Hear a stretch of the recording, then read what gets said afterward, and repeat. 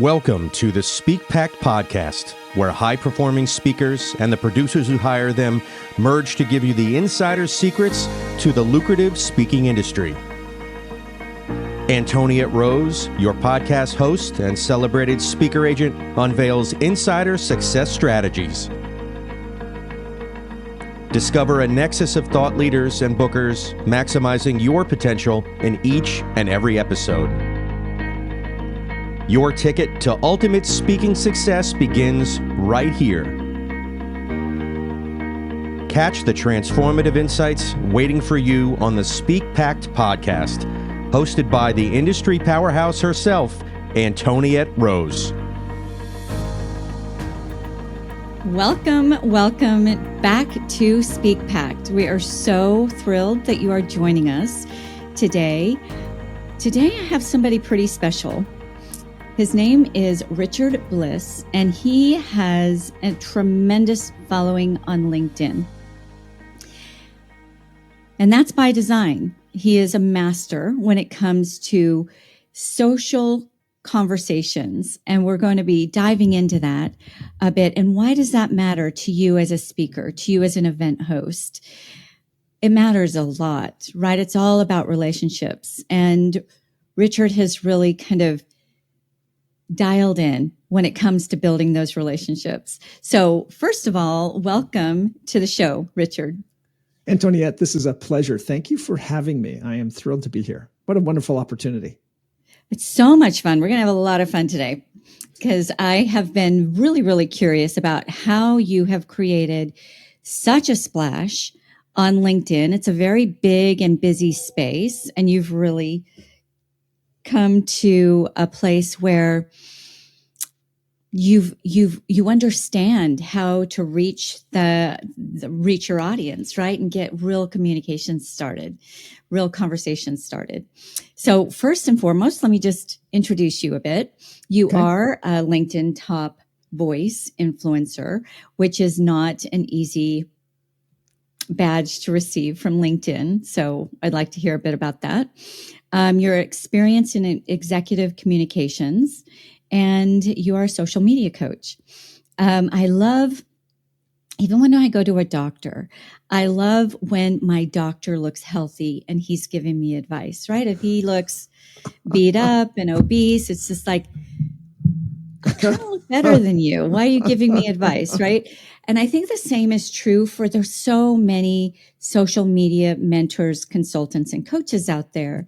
And you will go to their social media, right? And they don't have the greatest following. And so you obviously walk your talk. And so I'm super excited to learn from you. But let's start with, why is this even relevant for somebody who's just really, they're an expert in their space and they're really just interested in connecting with their audiences on a deeper level, perhaps growing their career as a speaker, or perhaps even looking for high-level speakers to bring into their events and their maybe corporate programs. What is the biggest relevance for that genre? I'm going to use a glib answer, and the answer is money. And what I mean by that is, on social media, we have evolved through social media, watching it come and change. LinkedIn, I think, is now 20 years old. We've had Facebook, Instagram, TikTok, obviously a bit of a new one when it comes to the overall story of social media and presence.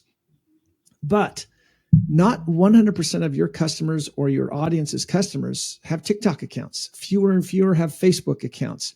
Not everybody has a YouTube channel.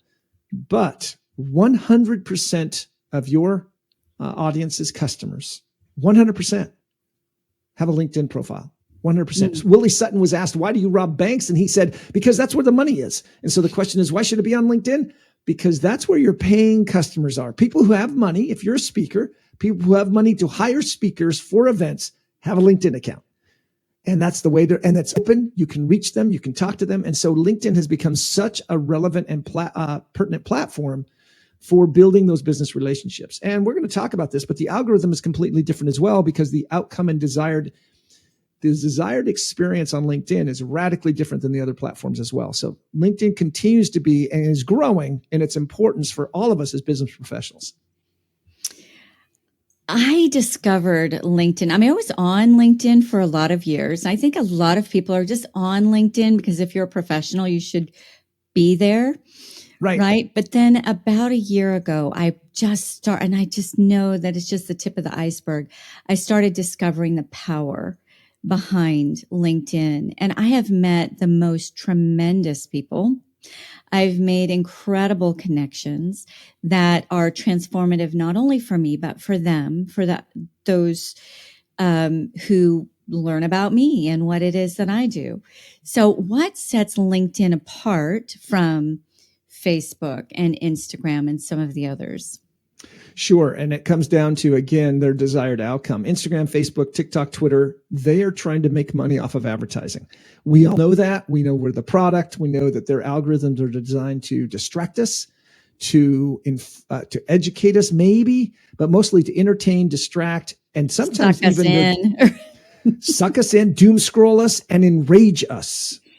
Scott Galloway, a professor over at NYU, he's the one who said it. It's the rage economy on those platforms to emotionally drive us to be sucked in and stuck there. And yet, not necessarily. I love a couple things you said: doom scroll and enrage us. They feed on our emotions. That's key. That's really important. That is key. But on LinkedIn, only 10%, 20% of LinkedIn's revenue comes from advertising. A small fraction.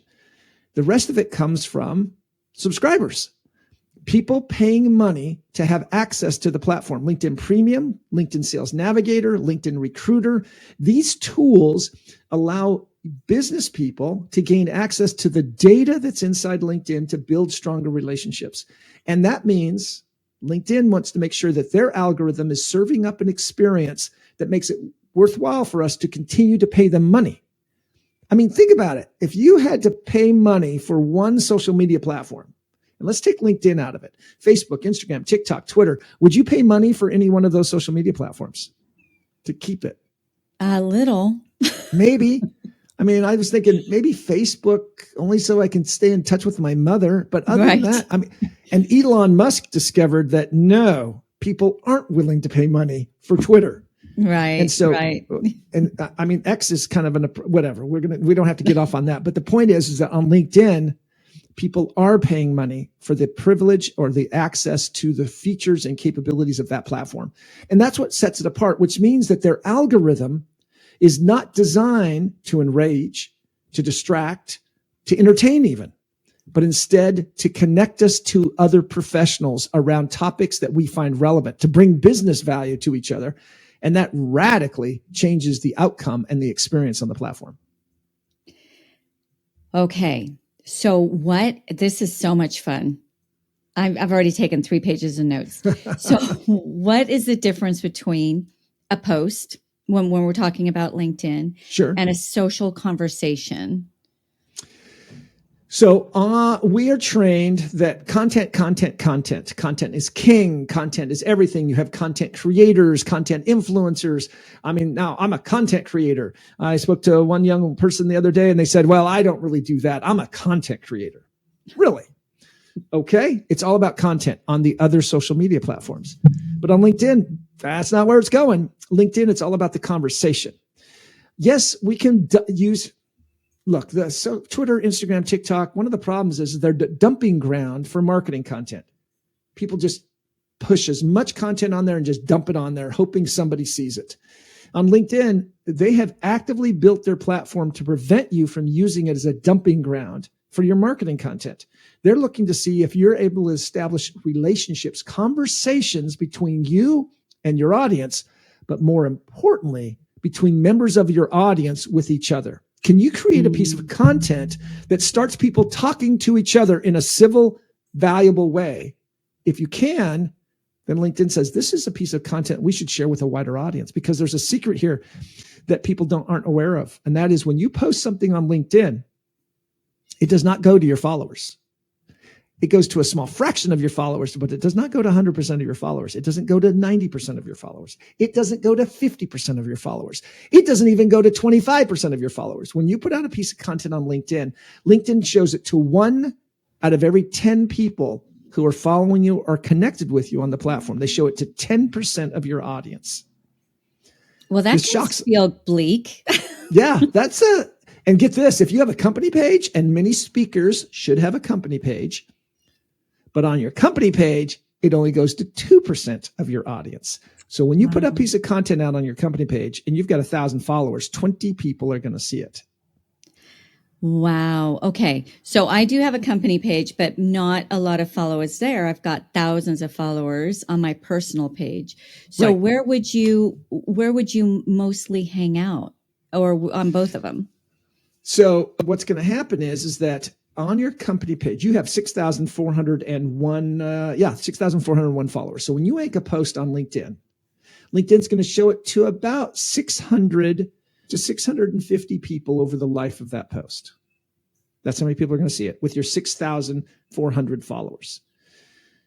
But if you can show the algorithm that that piece of content was so valuable that it started a conversation amongst your followers, LinkedIn's going to show it to an even wider audience.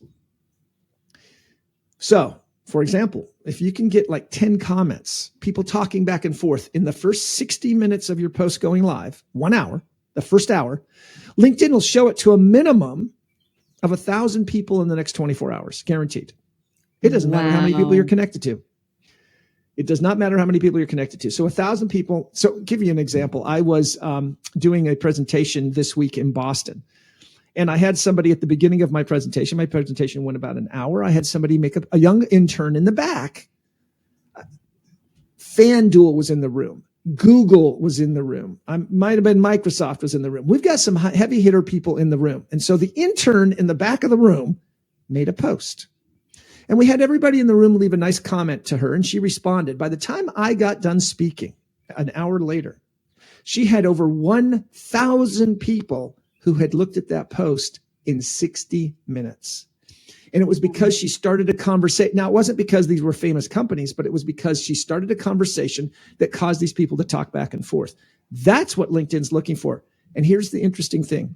They're not looking at your content. Your content is almost irrelevant when it comes to the algorithm. What the algorithm is looking at is how your audience reacted to the content. Key. And how do we mostly react to content on social media? What's the number one thing we do to show interaction? Emojis. Emojis, or click the like button. Yeah. And on LinkedIn, clicking the like button indicates to the algorithm that you did not find this conversation or content interesting. Really? Yeah, because if you found it interesting, you would have said something, but you didn't say something. You just simply did the least amount of effort possible. You clicked the like and moved on, thereby teaching the algorithm that this content really isn't that interesting. Let's not show it to anybody. This is so fascinating. So fascinating, Richard. It's the upside down world of LinkedIn. If you're a Stranger Things fan, it's the upside down world of social media. Everything is the opposite. Okay, so I guess on the flip side, if you are the author of that post and somebody replies, you don't just press like, but actually reply, right? Physically reply. Right. Antoniette, imagine that you had just asked me that and I just did this. I didn't say anything. I just did this. Like. After a while, that's not adding to the conversation, is it? Mm-mm. Every time that's all I did. So if you post and ghost, if you put a piece of content out there and people start commenting on it and you don't respond in that first hour to 90 minutes, you've indicated to the algorithm that you're not even present, that you just dumped your content on their platform and walked away.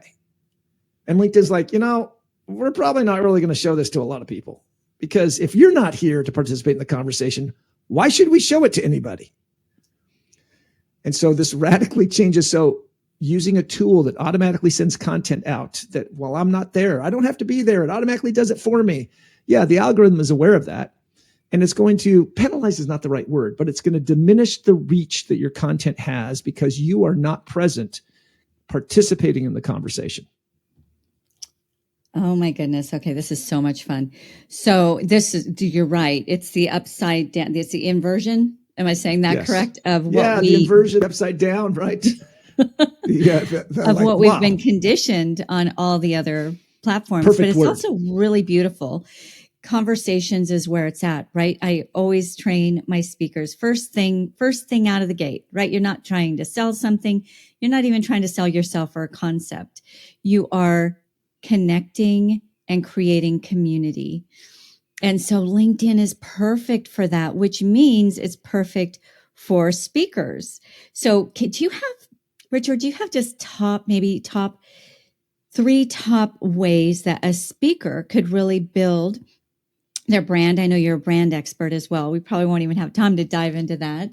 And their presence and grow their audience on LinkedIn in a significant way. Because I think it's a given that it's an important thing to do. If you're a speaker, you should already know that. But specifically on LinkedIn, how do they do it? And why is it important for them to even care about LinkedIn? Sure. So let's start. 3 things. Let's start first of all with their profile. As a speaker, your profile is your calling card, right? On LinkedIn. Yeah. Now, I see photos. We'll start with the profile photo. That's the first. When I ask people what you look at on somebody's LinkedIn profile, the one thing they don't say is I look at the picture. But then I ask them saying, is that the first thing you look at? They're like, oh yeah, that's the first thing I look at. So a picture cropped at the collarbone, nose in the middle. I got to tell you, I see a lot of, you cannot imagine how many wedding photos, men in a receiving line at a wedding in a tux. They think they look good, and men do look good.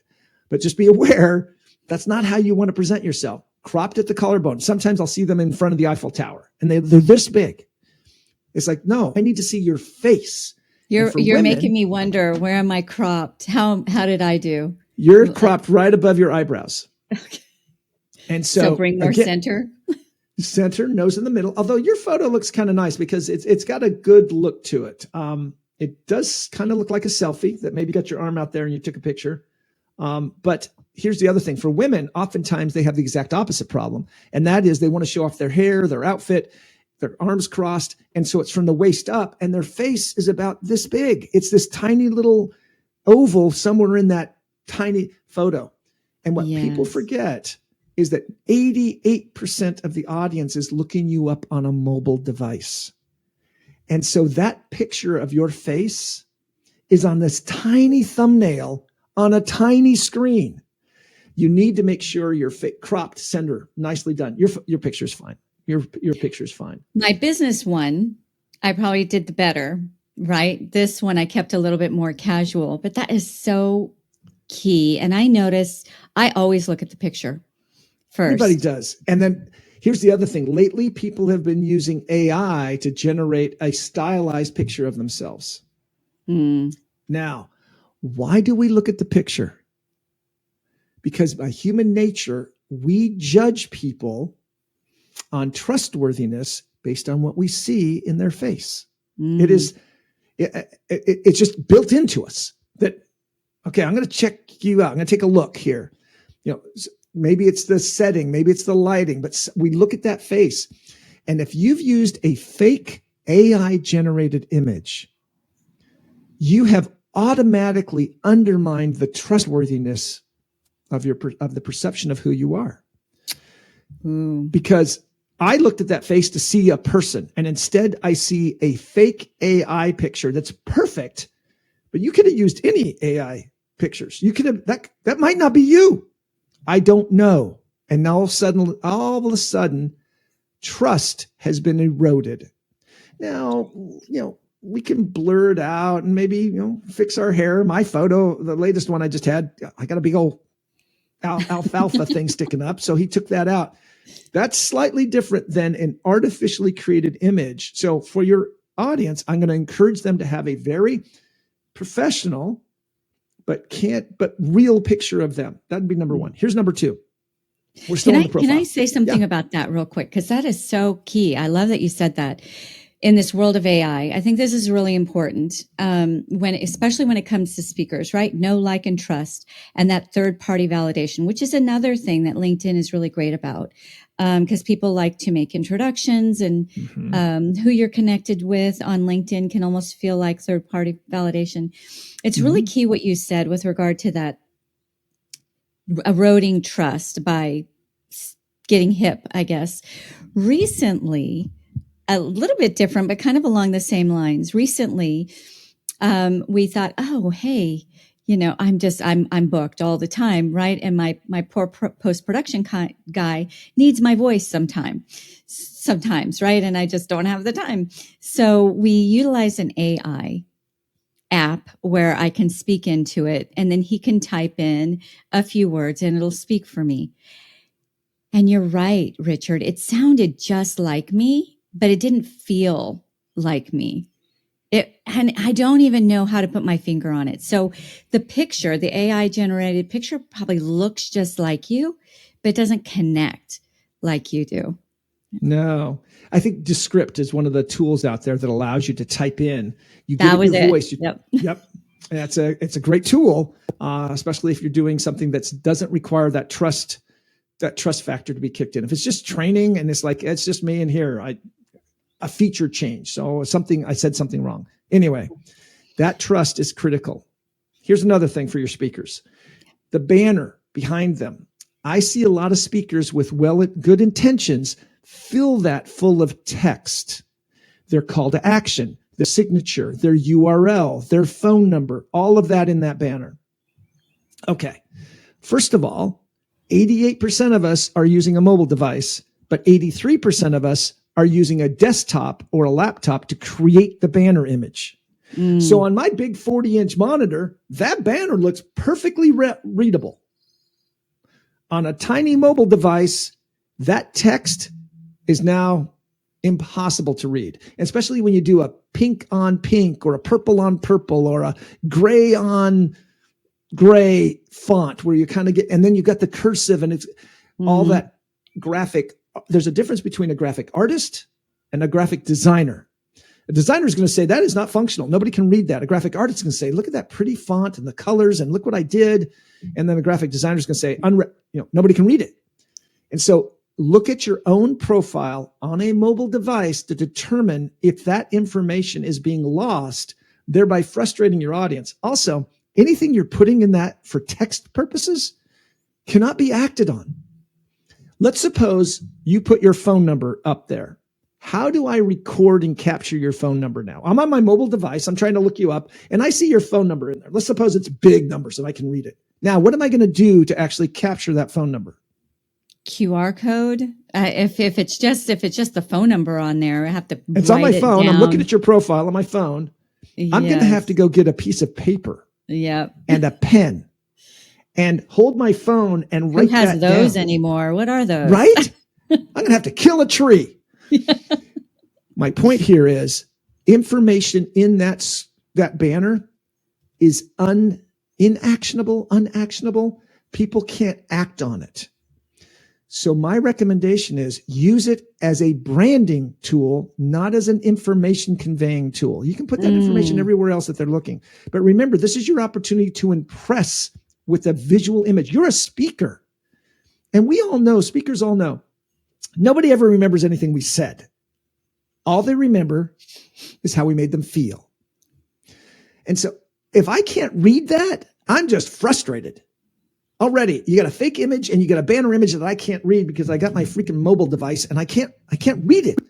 Yeah. Now suddenly I'm growing frustrated with this interaction and we haven't even started a conversation yet. So these are some key, those are two things to look at on the banner. So what are some examples of what a speaker could put back there? Maybe an action shot of them speaking. For me, absolutely. Okay. Good. Absolutely. Action shot of them on stage, close up.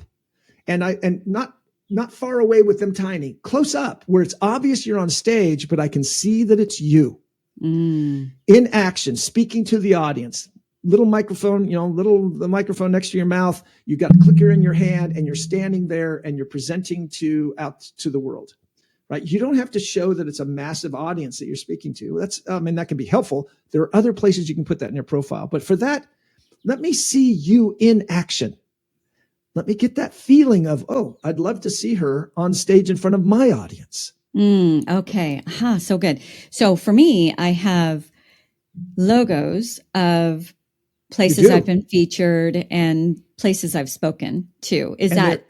easily recognizable. I can see them on my mobile device, and it has an impact of validity and validation that, hey, I need to talk to this woman. She obviously has been endorsed or pre-qualified by other organizations. So yes. Okay, I love that. So brand with your banner. Don't try to give information with your banner. Okay. So what if you have an event coming up? Can it still same?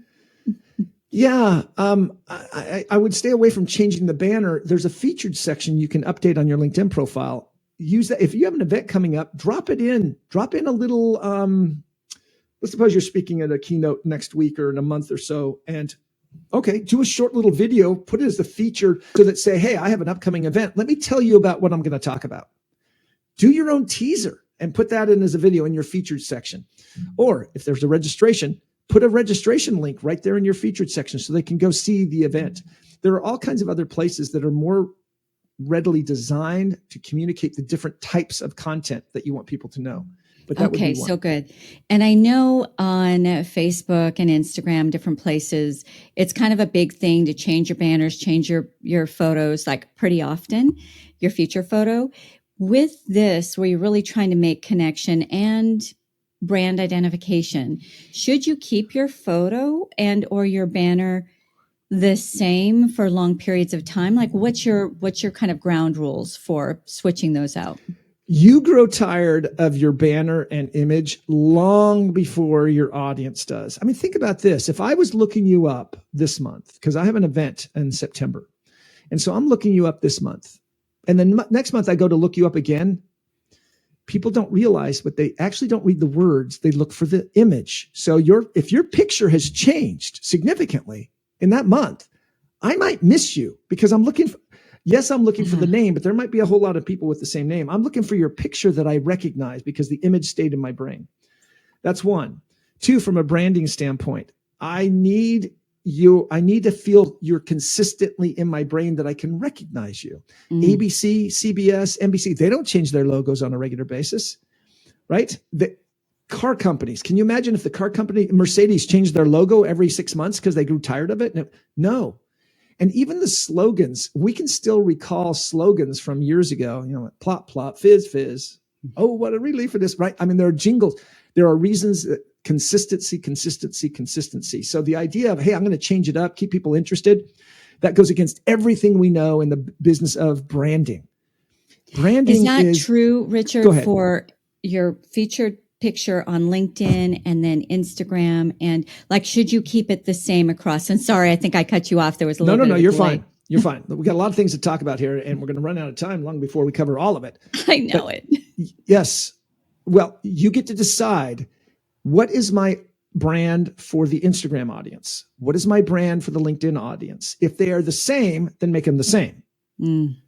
If it's the same audience, make them the same so that when I move over from Instagram to LinkedIn, I can recognize you. But if there's not a crossover, my Instagram is all about plants in my backyard. That's my garden. So no, my picture might be the same, but it might not. But if you find me on Twitter or Facebook or LinkedIn, it's all the same. So that you can easily visually say, oh, that's the Richard Bliss I'm looking for. There's more than one Richard Bliss, unfortunately. Although I got to tell you, they're all That's such really a unique sad. name, and it's a happy name. I like your name, Richard. It is a happy name. Richard Bliss. But all those Richard I'm Blisses already out going to there, make some sad. changes based on our short conversation here. Okay. But we were just talking about the profile, and you asked me about speakers. So here's something else to be aware of, and that is video on LinkedIn is the worst performing content when it comes to reaching your audience. That's what I use. And it's by 10x. Now, I'm not saying don't use it.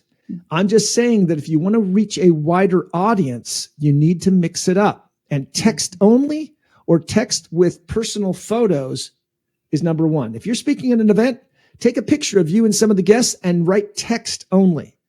2 or 3 photos. Remember, keep them in vertical format. If you do too much video, LinkedIn, here's why. People don't comment on videos. They like them. They click like, but they don't comment. And LinkedIn is tracking and watching how many people are commenting. That's the number one thing. So from your speaker standpoint, think about conveying your message in the written word in addition to the video. Text and text with a personal picture are a 10x increase in reach over video. Wow. That's huge right there. I hope everybody has a pen. I have a digital notebook and it just told me I have no more pages to go. Like, I need also, more pages. That's huge. If you click the repost button, reposting doesn't do what we think it does. Reposting only goes to 1% of our audience. If you make a post and I really like it and I click the repost, it goes to 1% of my audience. Because LinkedIn's like, okay, we see that you gave it value, but we're not going to duplicate it because the conversation's happening over here. We're not going to just duplicate it everywhere to all your followers. We're just going to give it a little bit of a boost, but we're going to keep the conversation on the original post. And so this is also something to think about. And also if there's a link in your post, LinkedIn cuts the audience in half. Oh my goodness. So there's much more here. I mean, the other day a client had me come in and I did 6 hours from 9 till 3 on this. And so there's a whole lot, but speakers have to rethink how they're engaging with their audience. That on LinkedIn, it's all about the conversation. Look, if you're a public speaker and you talk about real estate investing, then you need to be, yes, you can make videos, but you need to be writing text that allows people to get the information and they never have to watch the video. They don't have time. If you're a wellness speaker, then make sure in the written word, you're sharing the information that's most valuable that you want them to know. If they watch the video, that's a bonus. We need to start thinking about a conversation starter and not just dumping information on the platform, but drawing people into the conversation. Okay. And there's some ways that you can do that. That I was going to add, that was my next question. So ROI, ROE, right? Return on your energy, return on your investment is, and time is your biggest investment, I believe, is personal. You said personal, like personal photos with conversation starter copy, right? So what are some conversation starter copies that don't feel like that's what it is? Something that's personal that you're going to talk about. For example, if I is to say, what would be an example? If I was a public speaker and said,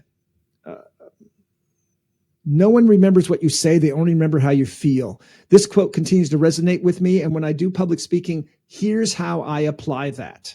All right, that's going to be the opening 3 lines of my LinkedIn post.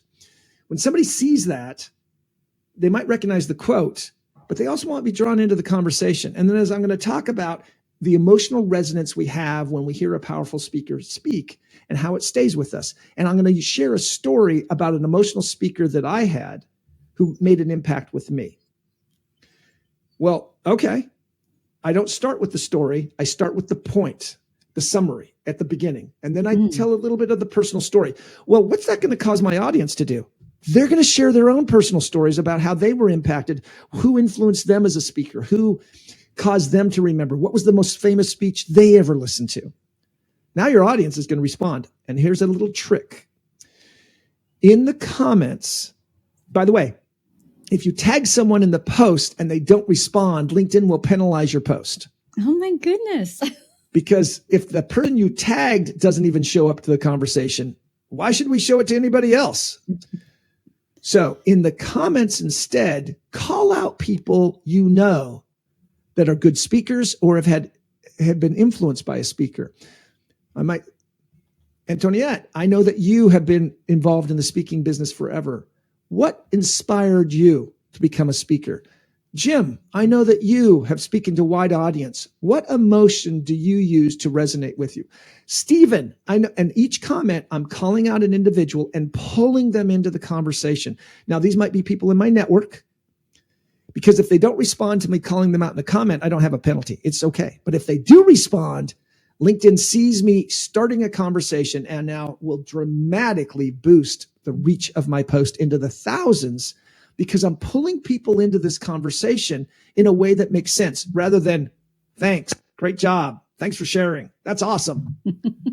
Here's something that your speaker should, here's something, like. Here's something your speaker should know. This is the one thing we're going to take away from this conversation. All the notes you've taken, here's the one thing as a speaker to build your brand faster than anything. And if you do this, I guarantee that the people looking at your profile, the number of people looking at your LinkedIn profile will jump by 300 to 500% this week. It's this easy. I'm excited. LinkedIn's value is not creating content. It's nice, but that's not the value. The value is the conversation. So if you find 3 people today, and for the next 5 days, do nothing but leave comments on their posts over the next 5 days. 3 different people every day. Here's why. 100% of our comments are pushed by the algorithm into our network. 100% of our comments. So if you say congrats, that comment got pushed to your network and it has no value. Congrats. On what? About? Why? But instead, if you say, congrats, Stephen. As you and I have worked together over the years, I've been able to see your growth and how you've had an impact, and especially in my speaking profession as I travel the world. There was one thing I took away from this that you've shared, and this is what I took away from that. Congratulations on an award. Congratulations on whatever. That comment, first of all, Stephen's going to be shocked that somebody left a comment like that. But number 2, my audience is going to see that comment. What are they going to see? They're going to know why I'm commenting on Stephen, but they're also going to see me reminding them that I'm a professional speaker that travels the world on this topic. And then if Stephen comments back, my comment and his comment gets pushed to his audience that I have no access to. If you go and leave 3 comments for 5 days, 3 comments a day that adds value to the conversation of the people you're commenting on, not just congrats, but actually adds value, you will see a 300 to 500% jump in the number of people looking at your profile, which is exactly as speakers what we want. Come check me out. And if you've updated your profile so you're prepared to handle people coming in, you will start to see people reaching out to connect with you, engage with you, because they see you participating in conversations that are interesting to them. Not necessarily what's interesting to you, but what's interesting to them. And because you did that, they will find you interesting and come and look at your LinkedIn profile. Brilliant. This is fun. Like, I'm super excited. I'm excited to know where to put my energy. And you've made it so simple, right? I just say 3 a day for the rest of your life, right? Except for the 1 day a week you take off. Like, right. That is so doable. You're connecting, you're building relationships, and you're doable. Attracting the right fit people. Yeah. Yeah. 5 minutes, 10 minutes. You take some time, write an interesting comment. Also, go find the audience that you want to be in front of. If you want to speak at certain associations, go find the key members of that association and start commenting on their posts, adding value. Now, it feels a bit manipulative from our side because we're kind of stalking these people, but it doesn't feel that way from their side. They feel that who puts content on LinkedIn hoping nobody sees it? Nobody. So if they put a piece of content out on LinkedIn and you took the time to read it, Antoniette, as I read your article, I was really fascinated by point number 2, which stood out because as I read it, here's where I felt that was important. As I present in front of legal professionals around the world, I can see how that would have an impact. Now, I leave that comment. I'm giving you validation. I'm telling my audience who I'm talking to, why I'm talking to you, and I'm reminding them that I stand in front of legal audiences around the world and do professional speaking. Somebody who doesn't even know who I am. Oh, who is that person? Now, should I pay attention to them? I'm in the legal industry. We're looking for a new speaker in our next conference. Who is that person? Commenting is the secret weapon on LinkedIn. Far and away will do more than creating the perfect post. I have never heard this before, Richard. I can't. We're going to introduce how people can get a hold of you because I know they're going to want to. This is just a touch, just the tip of the iceberg of what you do. You work with branding and with presence and with audience building, right? And so I would like to know why you honed in on social conversations. Like, why did you devote the amount of your career that you've devoted to creating relationships with strangers, essentially?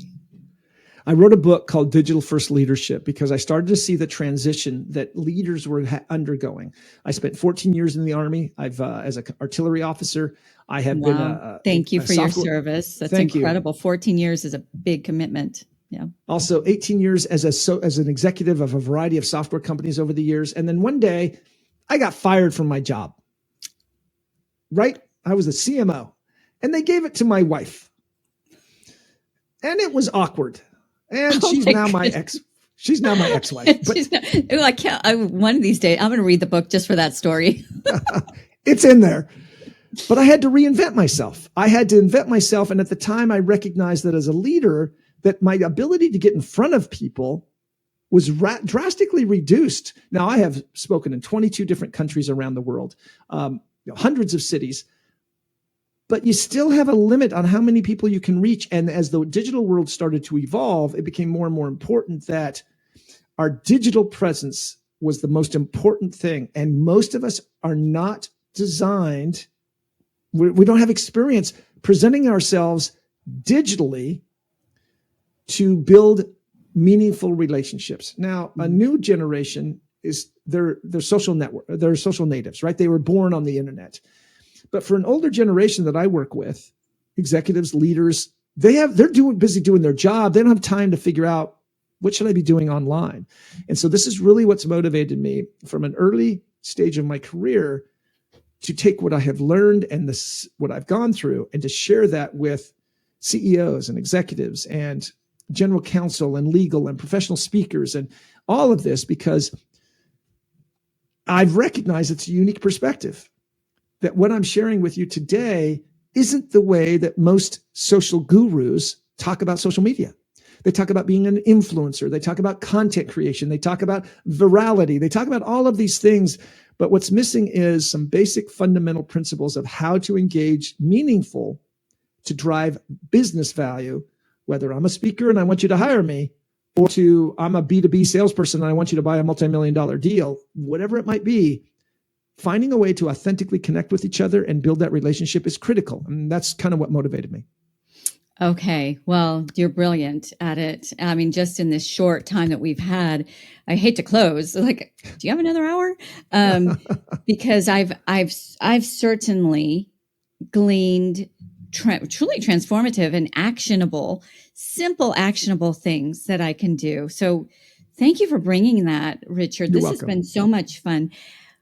One more quick question. So with regards to lives and LinkedIn newsletters and LinkedIn events, is that the same? Like there's really no value in that unless, unless there's a conversation that happens in the live or event or newsletter? Yeah, live and an event. We're going to separate newsletters. Live and event can be a bit of a challenge. One of the reasons we love Twitter was its immediacy. If I needed to know something right now, what's happening in the world, what's happening in news, I didn't go to my news channel. I went to Twitter. Now, unfortunately, that's become much more difficult to do, which means that in a live or an event, it's harder to have it be successful on LinkedIn. It can be successful. I know people who have tremendous success on LinkedIn, thousands of people showing up to their events. But for the most of us, it can be tough. And I time shift everything in my life when it comes to consumption of media. I do not watch anything on television live. If I'm watching, I stream it. If I'm going to watch a live sporting events are about the only thing. Even then, I'm going to wait for the first 30 minutes and then I'm going to start watching it so I can skip the commercials and I can skip through whatever it is, the timeouts or whatever it might be. Everything is time slipped, which means trying to capture a live event is really tough. Yeah, maybe I'll go back and listen to it if I have time. But if I didn't have time in the first place, I probably don't have time in the second place. So it can be very difficult for a timed event to capture a meaningful audience at that moment. So they are useful, they're powerful, but they don't have the pull that we'd think. Now let's go to newsletters. On a LinkedIn newsletter, you can have a newsletter by going into creator mode. And then every time somebody sends you a connection request, LinkedIn's going to ask them if they want to subscribe to your newsletter automatically. As a speaker, you should have a regular newsletter going out, even if it's once a month. focused on the topic that you want to be known for. And then every time you get up on stage and you're talking in front of an audience, they're all going to look you up on LinkedIn. They are. And then they're going to send you a connection request if they found what you had valuable. And immediately LinkedIn's going to ask them, would you like to subscribe to their newsletter? Now, I've heard people say that LinkedIn is just rented space and you should drive your own newsletter on your own platform. I agree with you should have your own newsletter on your own platform, but this is not exclusionary. Getting people to sign up for my newsletter on my website, it's tough. Yes. I got to drive them with traffic. I got to do some free offering. I got to come up with something. But on LinkedIn, what do I have to do? I simply have to go leave a comment somewhere. People find it interesting. They look at my profile, ask to connect, and boom, they're automatically asked if they'd like to join my newsletter. That's really all I have to do is leave a comment on LinkedIn. And if it's a good comment, it'll drive interest. It'll drive the connection request. It'll drive the newsletter subscription. So every speaker should have a newsletter, even if it's once a month that you're putting that newsletter out, even if it's once every 6 months. Why miss the opportunity of LinkedIn making it so easy to capture the audience that you're trying to reach in the first place? So my 6,400 plus followers, had I been doing a newsletter as well, they would have all automatically been invited. So maybe 2,000 or so would be actually consuming that. Wow, that is pretty incredible. So with regards to a newsletter, let's even say with regards to a post, should you keep it short like on other platforms, or is longer better? Well, what's the definition of longer and shorter? So on LinkedIn, optimal is about 100 to 150 words. That's what you want to be looking for, 100 to 150 words. If you're going to include pictures, stock photos, try to stay away from stock photos, marketing photos, that type of thing. People just click like and move on. We've been pitched to, sold to so much that we won't engage. But any kind of personal photo, if you're speaking, pictures with people in them, you standing with the audience, you standing with the host, you standing on stage, something that causes people to look at the picture and say, I know that person, and then pause and leave a comment. And so again, it's all about, will my content and my picture drive a conversation? Not will it get their attention? No, LinkedIn's like, we don't care if you get their attention. We're not even designed here to go viral. We just want to know, did you get them to stop and engage with you in a conversation? And oftentimes it's the personal photos that do that much more than any highly stylized, highly produced image that you've created from your marketing team or you've outsourced somehow. Okay. I'm getting the transcript on this. I'm going to tell myself number 1, number 2, number 3. All right, Richard, how can you've just opened up so many ideas, right? People are going to want to find you. I'm assuming you have a newsletter on LinkedIn. Like, how are some different ways that people can connect with you? The best way is to just go out and follow me on LinkedIn. Richard Bliss. If you're looking for my URL, it's easy. It's linkedin.com/n/bliss, BLISS. But if you type in Richard Bliss, and I'm the Richard Bliss that has a small dot in front of my name. So it's kind of easy to find me. And then they can just follow me. And if they follow me, then they'll automatically be asked to follow my newsletter. For those of you in the US, I also provide, I think I have it there. There's a phone number that I send out text messages to. But I think that's on there. If they follow me on LinkedIn, I think they can find it. But generally, that's the best way. I put out content on a regular basis. Excuse me. And let me just give a shout out. If you want to follow, so most of the content that I've got the hiccups, that I'm sharing with you. Boo! Yeah, that works. You know what? My daughter taught me, all you have to say in your head is, I am not a fish. And as soon as you say that out loud, I am not a fish, they go away. Oh, let's see if it works. I'll have to see it works. No more hiccups. Richard Vanderlom. VAN space DER space BLOM. Richard is Dutch, lives in Spain and Valencia, and he's the one who does the research every year that this data is based on, that I sponsor. My company was the very first sponsor of this data research. And it's the 5th one, just came out. If you go to my website, blisspointconsult.com/research, you can get a copy of the latest report. Oh, very fun. Available. It's 120 nerds. That's a lot of fun. It's 120 pages. It's a lot of data. on the algorithm. So that would be the best way to do that. My website, you can sign up there or just follow me on LinkedIn. Okay. Well, this has been so fun. I hope I get to have you back sometime because there's just your wealth of knowledge. And what I love is simple solutions, right? Actionable things that any one of us can do. I don't have to go hire somebody or become educated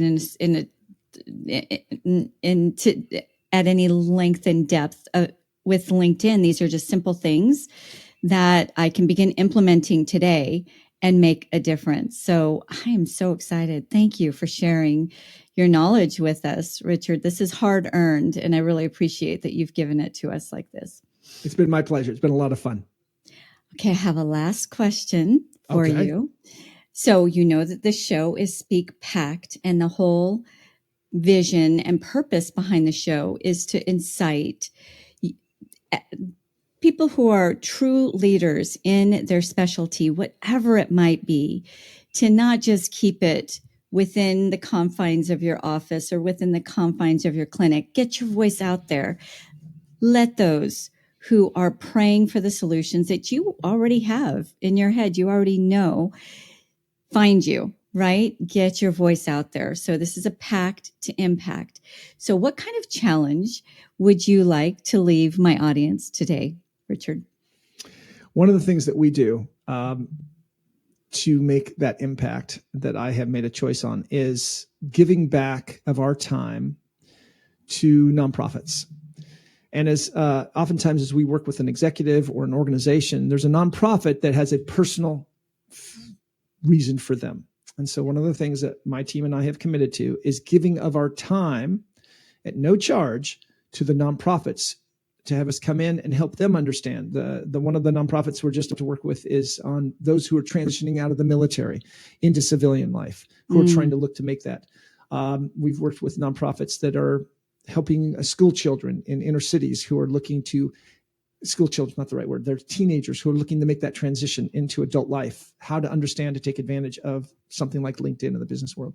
So that's the pact that I make, is to give of my time when I can to those people who I don't want to prevent them from being successful simply because of money. And so I'm more than willing to give of my time and expertise in a way that benefits them so that they can go on and have an impact on their life and the lives of others. So that's kind of one of those. I don't know if that quite fits with your category or what you're looking for, but that's something that I commit to. It absolutely does, right? As you do good, you get to do more good. So go out there and do good so that you can give of yourself, give of your time, give of your resources to these organizations who are out there doing really great things. And you generally on a shoestring, right? Yes. You know what we didn't even talk about, I definitely need to have you back, is the whole DM world of LinkedIn, because it's there's the good, bad, and the ugly, right? I've made some incredible connections through just DM introductions and meeting people brand new, but then there's also abuse of that whole platform. So and we could come back, because I tell people that's the last thing you should be doing on LinkedIn is DMing somebody that you don't know. That there's so much more you should be doing before that DM is ever sent to ensure that that person is looking for and welcomes the DM. Or oftentimes, what I teach salespeople is how to do it in such a way that the prospect cold calls you and sends you a cold DM because of something that you've been doing on the LinkedIn platform. So that's a whole nother conversation. Okay. So part 2, everybody stay tuned for part 2, because that's going to be a lot of fun. Thank you so much, Richard. You've been a delight. Richard Bliss, look him up. He's a wealth of knowledge. And in this world of speaking, you need to make connections, right? You need to start those conversations. So you heard it right here. Thank you again, Richard. We'll see you soon. Thank you. Bye-bye. Ciao, ciao for now. Thank you for listening to the Speak Packed podcast. To become a recommended speaker of Antoniette's WPC speaker agency, or you are a host or planner looking for a dynamic expert in optimized performance, Antoniette would like to personally meet with you. Secure a time with her at speakerbooker.com. Again, that is speakerbooker.com. It all begins with a vision, a voice, and a pact to impact. Join the Speak Pact movement by joining our new private Facebook group at the link in our show notes.